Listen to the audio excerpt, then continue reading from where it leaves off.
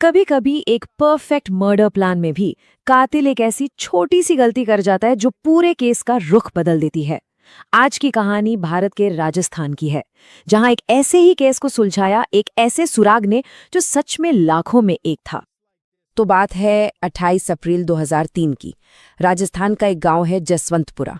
जरा सोचिए, गांव के लोग एक शांत तालाब के पास से गुजर रहे हैं और उन्हें वहां एक जला हुआ कटा हुआ इंसानी सिर मिलता है।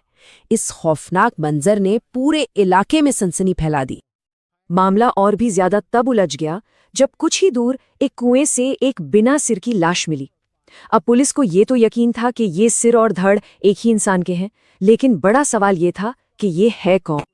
देखिए, सिर और शरीर दोनों को बुरी तरह से जलाने की कोशिश की गई थी। मतलब साफ था, जिसने भी ये किया है वो नहीं चाहता था कि किसी को भी पता चले कि ये लाश किसकी है।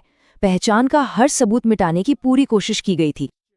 लेकिन कहते हैं ना, कातिल कितना भी शातिर क्यों ना हो, कोई ना कोई सुराग छोड़ ही जाता है। और इस केस में भी बिल्कुल यही हुआ। एक छोटी सी मामूली सी दिखने वाली चीज, और वही एक चीज इस पूरे केस की कहानी बदलने वाली थी। तो अब सीन बदलता है। कुछ दिन बीत चुके हैं। दुर्गा प्रसाद शर्मा नाम के एक बुजुर्ग पिता हैं जो बहुत परेशान हैं। उनका बेटा भवानी शर्मा, जो कि एक कामयाब मार्बल का कारोबारी था, वो अचानक से लापता हो गया है।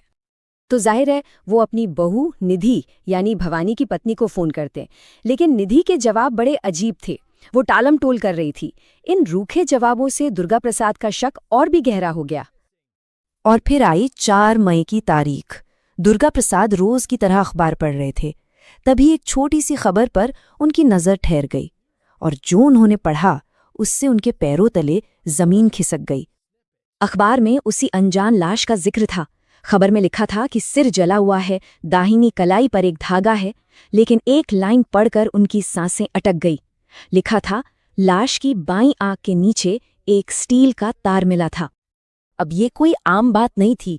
दुर्गा प्रसाद को फौरन याद आया, 11 साल पहले उनके बेटे भवानी का एक एक्सीडेंट हुआ था और उसके चेहरे की एक बहुत ही खास सर्जरी हुई थी, जिसमें ठीक उसी जगह पर गाल की हड्डी में एक स्टील का तार डाला गया था। ये कोई इत्तेफाक नहीं हो सकता था। बस यही वो सुराग था। ये लाखों में एक सुराग था। परिवार फौरन ये जानकारी लेकर पुलिस के पास पहुंचा, और यहीं से ये केस, जो अब तक एक अंधी गली में था, उसमें एक जबरदस्त मोड़ आया। पुलिस ने तुरंत सर्जन से बात की, और जो पता चला वो हैरान करने वाला था। पता है क्या? पूरे राजस्थान में इस तरह की खास सर्जरी सिर्फ और सिर्फ 3 लोगों की हुई थी। जी हां, सिर्फ 3। अब पुलिस के लिए काम आसान हो गया। उन्होंने फौरन उन तीनों लोगों को ढूंढना शुरू किया। 2 लोग तो मिल गए, जिंदा और सही सलामत। तो अब लिस्ट में बचा था सिर्फ एक नाम, तीसरा नाम, और वो नाम था लापता कारोबारी भवानी शंकर शर्मा का। एक पिता का सबसे बुरा ख्वाब सच हो चुका था।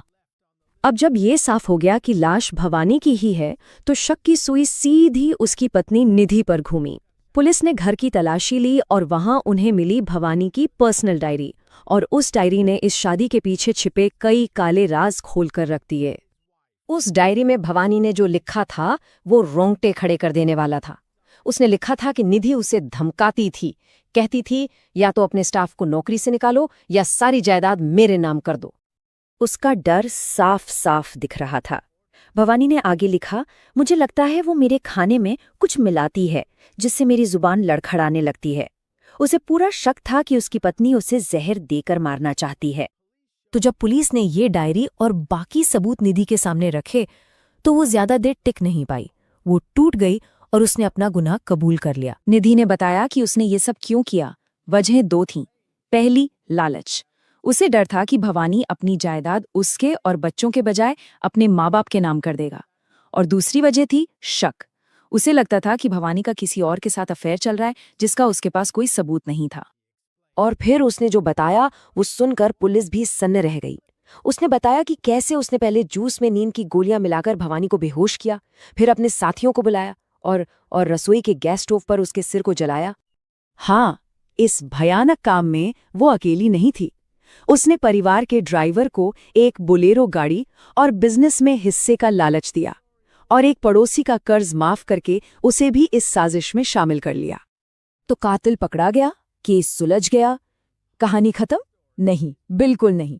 इस कहानी का सबसे चौंकाने वाला, सबसे हैरान करने वाला हिस्सा तो अब शुरू होता है।